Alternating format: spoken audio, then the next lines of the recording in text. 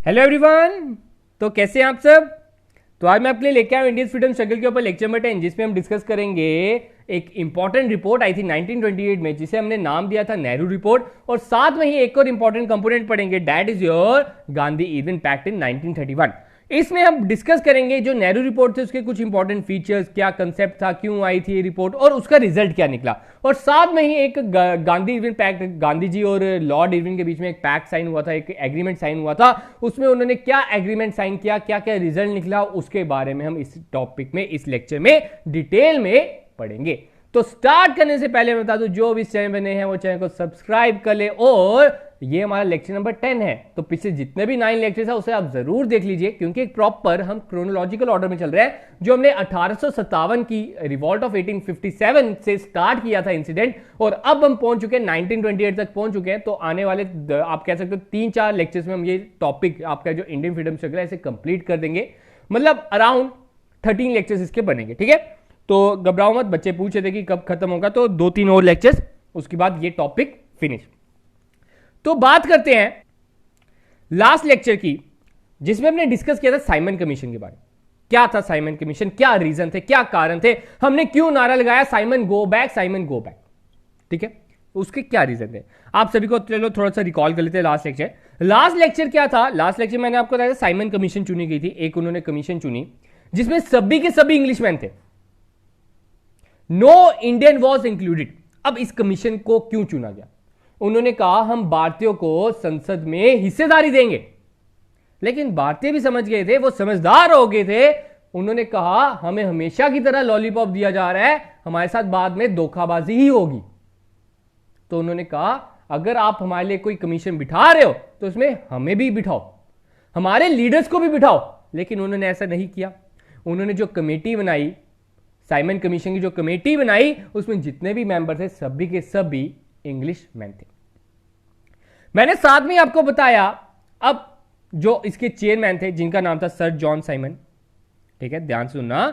जो sir John Simon थे वो स्टेशन पे आते हैं लाहौर के, उधर लोग जोर जोर से नारे लगाते हैं Simon go back, Simon go back.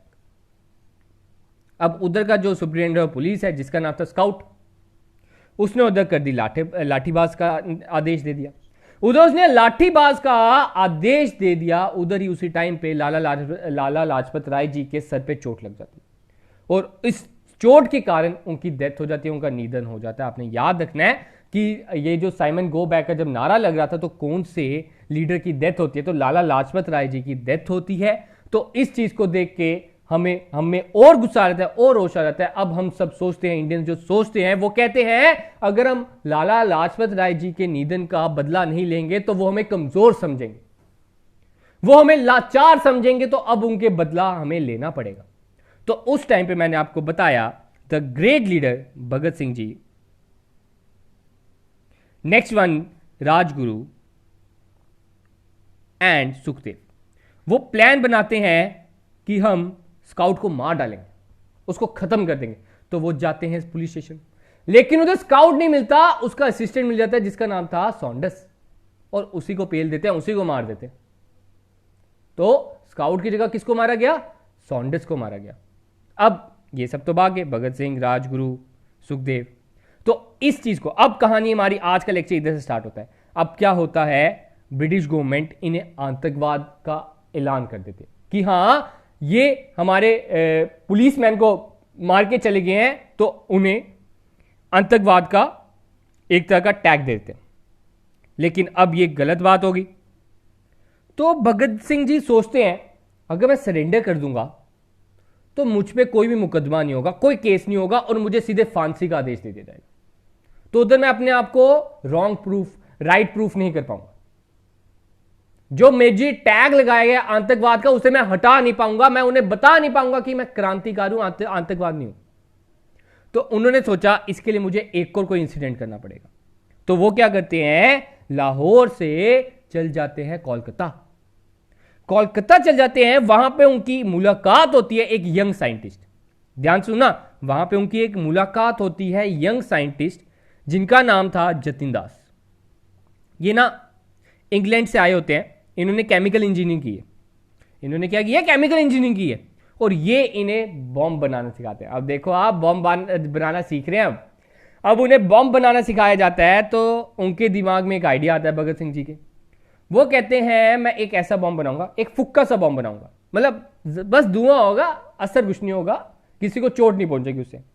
वो ऐसा एक बॉम्ब बनाते हैं और दिल्ली की असेंबली, ठीक है ध्यान से सुनना, दिल्ली की असेंबली में 1929 में वो बॉम्ब फेंक देते हैं और खुद को वहां अरेस्ट करवा लेते। देखो ध्यान सुनना, ये जो बॉम्ब था फुक्का सा बॉम्ब था, सिर्फ और सिर्फ धुआं था और कुछ नहीं था, आवाज थी ज्यादा से ज्यादा। तो अब उन्होंने मतलब किसी को हार्म नहीं किया, उन्होंने क्या किया, अपने आप को उधर अरेस्ट भी करवा लिया, क्योंकि अब उन्हें पता था उनके ऊपर मुकदमा होगा। ठीक है, अब उनके ऊपर मुकदमा होना था, अब वो हो चुके हैं अरेस्ट। अब इसी बीच एक रिपोर्ट आती है, ठीक है, इसी बीच, ठीक है, इन्हीं दिनों में आप कह सकते हो, इससे पहले ही आई थी रिपोर्ट। तो इससे पहले एक रिपोर्ट आती है जिसको नाम दिया गया नेहरू रिपोर्ट। ठीक है, कांग्रेस जो है, इंडियन नेशनल कांग्रेस है, वो एक रिपोर्ट निकालती है, ठीक है, 1928 में निकालती है, जिसमें वो बताते हैं, वो आगे अपनी रिपोर्ट में बताते हैं कि हमें आधा शासन चाहिए। वो डोमिनेंट स्टेटस प्रॉपर्ली स्पेसिफाइड करते हैं। आपने याद रखना है, देखो जो टॉपिक है ना महाराज नेहरू रिपोर्ट पे, आपने उधर प्रॉपर्ली बताना है नेहरू रिपोर्ट में उन्होंने मांगा क्या था। तो नेहरू रिपोर्ट की मेन जो कंपोनेंट उन्होंने मांगा था, दैट इज आधा शासन, जिसे नाम दिया जाता है डोमिनेंट स्टेटस। उन्होंने कहा, ब्रिटिशर से मांगा हमें डोमिनेंट स्टेटस दे दिया जाए, हमारा भी एक ऑफिशियल होए जो विसरॉय ऑफ जो इंडिया है उसके बराबर है, हमारा एक आधा आधा शासन हो जाएगा जो दोनों आधे आधे कंट्रोल करेंगे। ठीक है, तो ये रिपोर्ट किसने निकाली, आपसे पूछा जाता है। ये नेहरू रिपोर्ट जो थी ये किन्होंने दी, तो नेहरू रिपोर्ट दी गई थी जवाहरलाल नेहरू के फादर, डैड जो मोतीलाल नेहरू। और आपसे पूछा जा सकता है इसके हेड कौन थे, तो मोतीलाल नेहरू ही थे, और जो सेक्रेटरी थे जवाहरलाल नेहरू थे। ठीक है, ये चीज आपने याद रखनी है। नेहरू रिपोर्ट के टाइम पे इसके हेड कौन थे, मोतीलाल नेहरू, एंड सेक्रेटरी जवाहरलाल नेहरू। अब उन्होंने क्या मांगा, आधा शासन, डोमिनेंट स्टेटस। अब इसी बीच भगत सिंह जी की एंट्री होती है कोर्ट में, उन्हें कोर्ट में पेश किया जाता है। उधर वो बताते हैं डेमोक्रेसी के बारे में, इंडिपेंडेंस के बारे में, और हिस्ट्री के बड़े बड़े चर्चा करते हैं।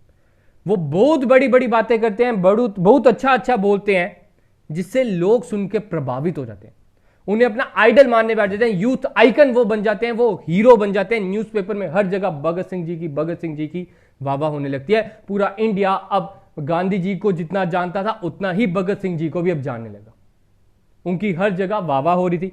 उन्होंने बोला हमें ये डोमिनेंट स्टेटस नहीं चाहिए, हमें ये आधा शासन नहीं चाहिए, हमें ये पूर्ण स्वराज चाहिए, पूरा का पूरा स्वराज चाहिए, ये पूरा का पूरा इंडिया चाहिए, हमारा भारत छोड़ो।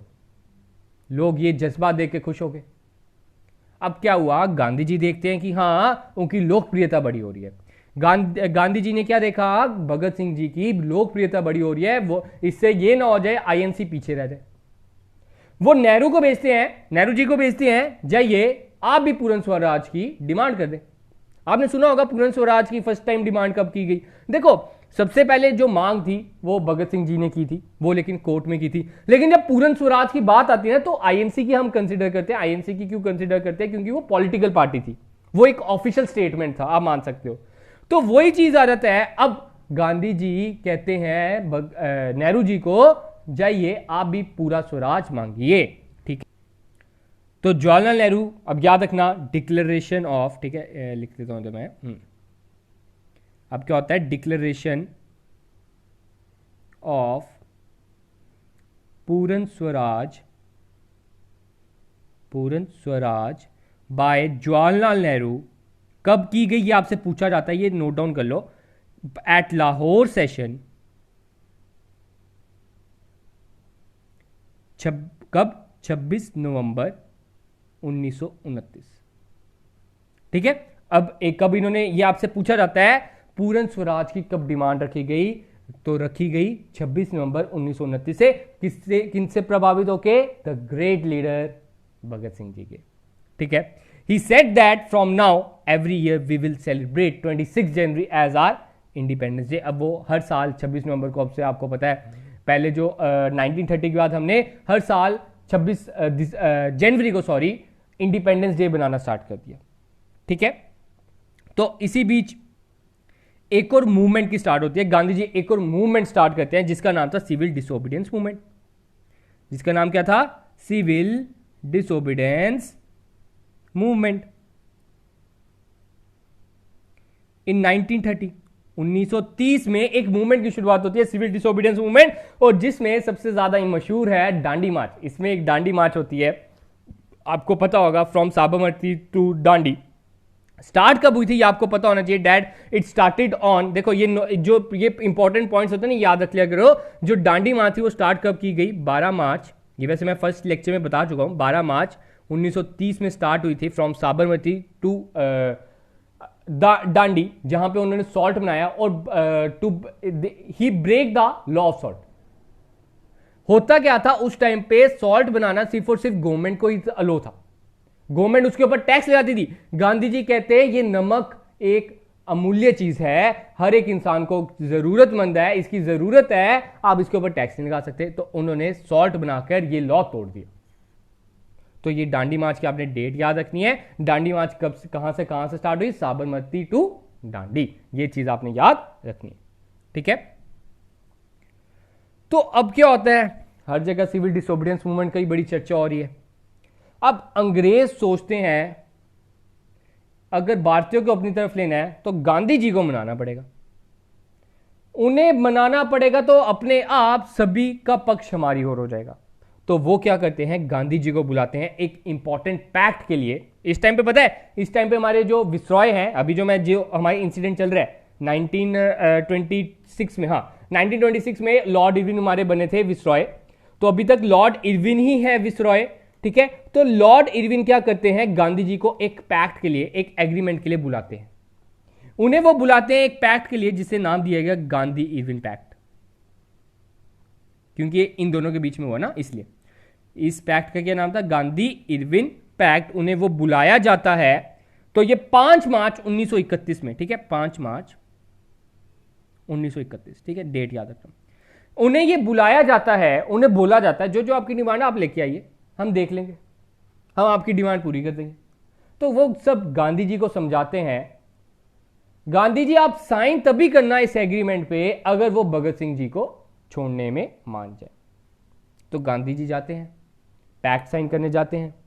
तो उधर गांधी जी इरविन से पूछते हैं क्या आप उनको छोड़ सकते हो, भगत सिंह जी को? ठीक है, उन्होंने कहा आपकी मर्जी है, अगर आप चाहते हो हम छोड़ देंगे। तो गांधी जी कहते हैं ये मेरे प्रिंसिपल्स के खिलाफ है। आपको पता है मैं नॉन वायलेंस का, ठीक है, पुजारी हूं। वायलेंस मेरे प्रिंसिपल्स के विरुद्ध है, मैं ये चीज मान नहीं सकता। तो अगर उस टाइम पे गांधी जी चाहते तो उन्हें बचा सकते थे, ठीक है। ये एक आ जाता है आजकल, मैं कहूंगा कि यही चीज सभी को मारी जाती है, सभी के दिमाग में यही चीज रही है कि हाँ उस टाइम पे बचा सकते थे, हाँ बचा भी सकते थे। अब कह भी सकते हैं कि गांधी जी के वो प्रिंसिपल थे, संविधान थे, क्या थे, हम वो उस पर मैं कोई बात नहीं करूंगा, ठीक है। तो वही चीज थी। तो उस टाइम पे क्या होता है, गांधी जी ने ये डिमांड आगे रखी ही नहीं। तो ये डिमांड नहीं रखी गई, तो इसी के फलस्वरूप आप मान सकते हो कि जो हमारा शहीदी दिवस मनाया जाता है भगत सिंह जी का, सुखदेव जी का और राजगुरु, उन्हें एग्जीक्यूशन का ऑर्डर दिया जाता है ऑन 23 मार्च 1930। इधर मैं लिख देता हूं, ठीक है, 31 सॉरी 1931। तो 23 मार्च 1931 में उन्हें एग्जीक्यूशन का ऑर्डर दिया जाता है। और इस दिन के बाद से अब हमारे जितने भी क्रांतिकारी थे आप मान सकते हो कि उनकी डेथ हो चुकी थी, ठीक है। तो ये इसको शहीदी दिवस के नाम से मनाया जाता है। तो यही थी कुछ आज की कहानी। तो इसी कहानी को हम आगे बरकरार रखेंगे। अब पढ़ लेते हैं, मैंने जो नोट्स बनाए हैं उसके बारे में पढ़ लेते हैं, ठीक है। तो देखो इन जो ये कुछ होती हैं, बातें होती हैं, कुछ सेंसिटिव बातें भी होती हैं। तो इन बातों पे आप कह सकते हो कि हर एक के अपने अपने व्यूज है, ठीक है। तो इस चीज को मैं कहता हूं कि आप साइड पे रखिए जब आप पढ़ रहे हो। तो आगे बढ़ते हैं। हाँ आज नेहरू रिपोर्ट पढ़ना ना, हाँ ये रहा। तो देख लेते हैं पॉइंट क्या लिखे हैं। एक बार रिपीटिशन हो जाती है तो उससे क्या होता है, याद रह जाते हैं। इधर पॉइंट में कुछ ऐसे वर्ड्स होते हैं जो आपके दिमाग में बैठ जाएंगे। तो कहते हैं at the annual session of Congress in Madras in December 1927 a resolution was passed which advocated the boycott of the Simon commission 1927 में क्या होता है, मैंने आपको बताया, बाइकआउट करना है हमने साइमन कमीशन को, हर जगह हड़ताल हो रहे होते हैं, साइमन गो बैक के नारे लग रहे होते हैं। ये वही लिखा है, ये कमीशन तो अपना काम करती रहती है, चाहे नारे लग रहे हैं, कमीशन अपना काम करती रहती है। इन्होंने 2 बार इधर विजिट करते हैं, इन 1928 एंड 1929, और फाइनली सबमिट द रिपोर्ट इन 1930, और 1930 में ये अपनी रिपोर्ट आगे रख देते हैं। But it was not accepted by the Indian leaders, Indian leaders ने ये एक्सेप्ट नहीं किया। The secretary of state for India was Lord Birkenhead, और वो मैंने आपको बताया था लास्ट लेक्चर में, इस टाइम पे ब्रेकनहेड हमारे सेक्रेटरी ऑफ स्टेट थे। तो क्या होता है, पॉलिटिकल लीडर्स एक्सेप्ट नहीं करते ये चैलेंज, और this was followed by call for all party conference in February and May 1928। The outcome of all party conference was that committee was appointed under Motilal Nehru to draft the propose constitution. ठीक है, वो इधर ही आ गया, अभी मैंने आपको बताया उन्होंने कमेटी बनाई, लेकिन वो जो कमीशन थी, जो इनका जो रिपोर्ट आई, वो एक्सेप्ट नहीं करते इंडियंस। तो इंडियंस एक्सेप्ट नहीं करते हैं, ये अपनी मीटिंग करते हैं। ऑब्वियसली बात है, अब हम अपनी मीटिंग करेंगे, हमने अब अपनी मीटिंग की, तो अब मोतीलाल नेहरू जी की चेयरमैनशिप में हम एक कॉन्स्टिट्यूशन बनाते हैं जिसे नाम दिया गया Nehru committee report, and this was submitted on August 28, 1928 at the Lucknow conference of all the parties. But ध्यान से सुनना, ये भी इंपॉर्टेंट पॉइंट है, मोहम्मद अली जिन्ना जी वोटेड अगेंस्ट दिस रिपोर्ट। उसका रीजन मैं आपको नीचे बताता हूं, आपने याद रखना है, आपसे पूछा जा सकता है नेहरू रिपोर्ट के रिपोर्ट जो आपकी रिपोर्ट थी ये, इसे रिजेक्ट किया गया कि अप्रूव किया गया बाय मोहम्मद अली जिन्ना जी, तो आपने बताना है रिजेक्टेड बाय मोहम्मद अली जिन्ना। ठीक है, अब उसका रीजन हम नीचे पढ़ते हैं, आप घबराओ मत। तो बात आती है, at all the party conference held in Kolkata in 1928 to discuss the report, Jinnah made 3 amendments to the report. उन्होंने 3 अमेंडमेंट्स पढ़ाई। तो 3 अमेंडमेंट्स पढ़ने से पहले मैं आपको बताता हूं नेहरू रिपोर्ट में उन्होंने बोला क्या, किन कारणों के कारण जो मोहम्मद अली जिन्ना जी थे उन्होंने ये जो रिपोर्ट थी उसे कैंसिल किया। अब ये जो आपने एक और एमसीक्यू इधर से बनता है, इस रिपोर्ट को, ठीक है ध्यान सुनना, इस रिपोर्ट को लखनऊ पैक्ट का रिवर्स भी बोला जाता है। नेहरू, आपसे पूछा जा सकता है कौन सी रिपोर्ट को लखनऊ पैक्ट का रिवर्स बोला जाता है, तो नेहरू रिपोर्ट को बोला जाता है। तो इसका रीजन ये है कि नेहरू रिपोर्ट जो थी, उन्होंने तो सबसे पहले जो मेन उनका कॉज था, that is your dominant status, हमें आधा शासन चाहिए। साथ में वो कहते हैं bicameral legislature at the centre, ministry would be responsible for the legislature, ये दूसरी डिमांड थी। तीसरी डिमांड थी governor general of India would be constitution head of India and will have the same power as the British crown. तो ये भी आपका रहता है, उन्होंने बोला एक गवर्नर जनरल ऑफ इंडिया की एक और पोस्ट बनाओ और वो हेड ऑफ इंडिया कहलाएगा और सेम पावर होगी ब्रिटिश क्राउन की, जो ब्रिटिश क्राउन के पास पावर है वही पावर इनके पास भी होगी। And they will be no, हाँ ये पॉइंट आ गया important, they will be no separate electorate. आप सभी को पता है जो मुस्लिम लीग थी वो सेपरेट इलेक्टोरेट की डिमांड कर रही थी, आपको मैं बता चुका हूं। लेकिन इन्होंने इस रिपोर्ट में डाला हम कोई सेपरेट रिपोर्ट नहीं दो, कोई सेपरेट इलेक्टोरेट नहीं दो, ठीक है, उधर सिर्फ और सिर्फ रिजर्वेशन दे दो, उन्होंने ये चीज बोली। ठीक है, तो उन्होंने बोला सेपरेट इलेक्टोरेट नहीं देने की जरूरत है। The draft report also defined the citizenship and fundamental right. तो यही कारण था, आपसे पूछा जा सकता है मोहम्मद अली जिन्ना जी ने इसका विरोध क्यों किया, क्योंकि उनकी ये जो डिमांड थी ये उधर उन्होंने खारिज कर दी। उन्होंने ये बोल दिया that there will be no separate electorate. ठीक है, जो मोहम्मद अली जिन्ना जी बड़ी देर से डिमांड कर रहे थे। तो उन्होंने इसी के विरुद्ध जिन्ना जी ने 3 अमेंडमेंट्स डाली। ठीक है, अब मीटिंग हुई ना, पहले उन्होंने कमेटी बना ली, उन्होंने एक प्रॉपर मीटिंग की, उधर फिर एक रिपोर्ट बनाई। अब इस रिपोर्ट को सभी के सामने पेश किया जा रहा है, तो उधर जिन्ना जी अपनी 3 अमेंडमेंट्स रखते हैं। क्या अमेंडमेंट बोलते हैं, वो बोलते हैं 1/3 representation of Muslim in central legislature. तो वो कहते हैं 1/3 उनकी रिप्रेजेंटेशन होनी चाहिए, तीसरा हिस्सा होना चाहिए।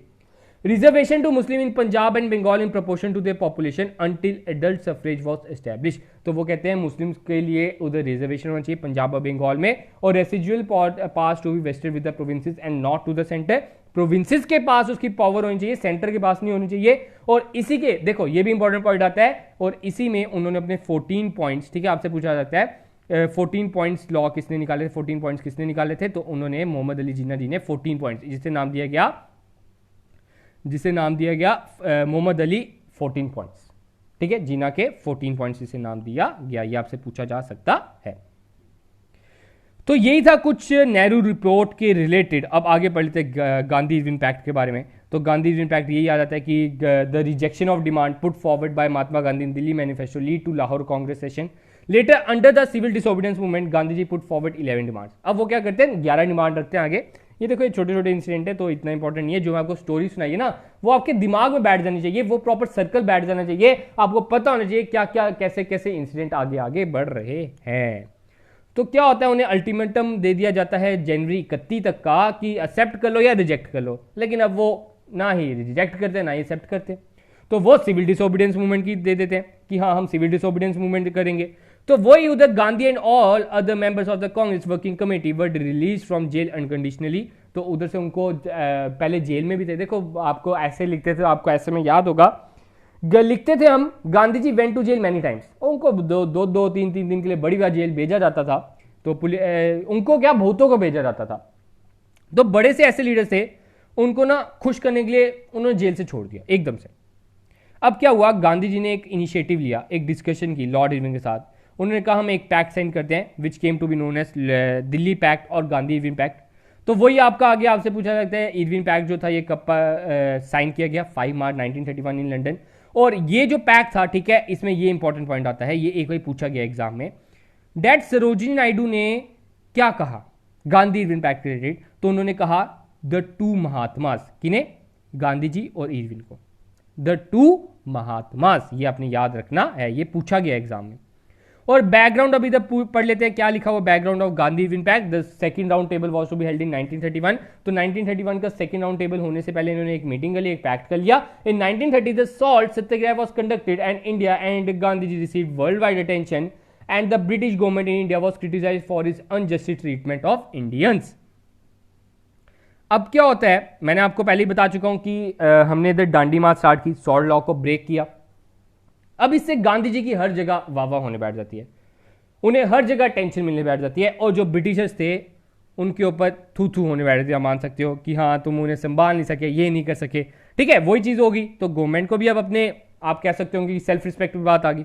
तो इरविन क्या करता है, बड़ा टेढ़ा इंसान था इरविन, ये याद रखना, बड़ा टेढ़ा इंसान था। तो Gandhi ji and many other leaders were imprisoned, तो वो इम्प्रिजेंट थे, and Lord Irwin wanted to issue to come to an end. लेकिन अब वो चाहते थे कि ये जो इशू है इसे एंड तक लाया जाए, गांधी जी को जेल में डाल के कोई हल नहीं मिलेगा। तो वो ही गांधी जी को जेल से निकाल देते हैं एकदम से सभी को। और वो क्या करते हैं, गांधी जी को जब निकालते हैं तो वो एक मीटिंग ऑर्गेनाइज करते हैं, और सरदार वल्लभ भाई पटेल उस टाइम के कांग्रेस के लीडर थे, ठीक है। तो वही होता है, according Gandhi ji meet Irwin and held negotiation and it was the first time that the two were meeting as equal. तो ये भी बड़ी बात पूछा गया है, ये आपकी पहला पैक्ट था जिसमें दोनों पार्टी थी, गांधी जी और Britishers, that is Lord Irwin, दोनों को इक्वल एक समान देखा जा रहा था। अब फीचर्स बात कर लेते हैं थोड़े से, देखो ये कुछ इंपॉर्टेंट ऐसे पॉइंट्स हैं, बाकी मैं स्टोरी आपको बता चुका हूं क्या था इरविन पैक्ट में, मेन चीज क्या थी, क्या भगत सिंह जी को क्यों एग्जीक्यूशन का ऑर्डर दे दिया गया, ठीक है। The INC agree to take part in round table conference, the INC would stop the civil disobedience movement. देखो अब फीचर्स क्या थे, क्या रिजल्ट निकला, ये रिजल्ट भी बोल सकते हो आप, ठीक है। गांधी इरविन पैक्ट का रिजल्ट क्या निकला, ये आपसे पूछा जा सकता है। तो पहला रिजल्ट क्या निकला, आईएनसी के ऊपर ना बैन लगा हुआ था कि हाँ तुम राउंड टेबल में नहीं आ सकते, लेकिन अब वो जो बैन था वो हटा दिया गया। राउंड टेबल 1 में बी आर अंबेडकर जी गए थे, ठीक है, तो बी आर अंबेडकर कांग्रेस के पार्ट नहीं थे, ठीक है, तो आईएनसी को अब बैन हटा दिया गया, तो सेकंड राउंड टेबल में वो जाते हैं। नेक्स्ट आता है INC would stop the civil disobedience movement. अब उनको बोला गया आप भी हमारा एक कहना मानो, सिविल डिसोबीडियंस मूवमेंट खत्म कर दो, तो वो मान जाते हैं। विड्रॉल ऑफ और ordinance that curb the activities of the Congress, तो जितने भी जो उनके ऊपर रोक टोक थी एक्टिविटीज के कांग्रेस के ऊपर, तो उन सभी को भी विड्रॉ कर दिया गया, उन एक्टिविटीज को भी। Withdrawal of all prosecution except those involving in violent crimes, देखो वही चीज आ गई कि गांधी जी नॉन वायलेंस के पुजारी थे, अहिंसा के पुजारी थे, तो वो कहते हैं जो वायलेंस के लिए आपने जेल में डाले हैं उनको आप रखो, लेकिन जो आपने ऐसे ही किसी को भी जेल में डाल दिया उनको आप छोड़ दो, तो उन्हें भी छोड़ दिया जाता है।